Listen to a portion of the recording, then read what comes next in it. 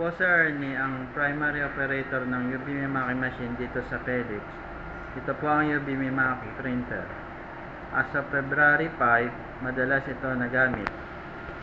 Sa output po, naka 3,199 pieces ako na run last week.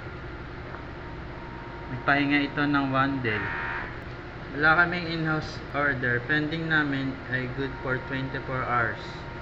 Sa consumables naman, nag-consume ako ng 0 bottles. Ito naman ang in-use ink namin. Nasa mismong machine lang po siya nakalagay. Maayos naman po siya, malinis. Nandito naman ang unused ink and stocks namin. Updated ang inventory report as of kahapon. Ito po.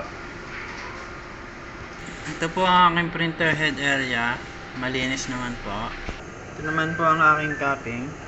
Malinis naman po siya. Ito naman po ang aking ABR. Good condition naman po. Ito naman ang pang head clean at nozzle check. Ayan po. After ma head clean, nozzle check naman po.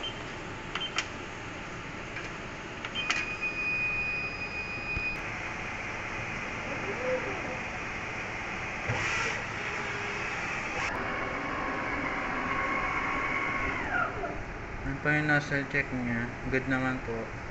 Ito naman po yung waste tank. Nilinis ito nung last week. Sa PC naman po, ang hard disk level sa C ay tama naman po. 143 GB free space.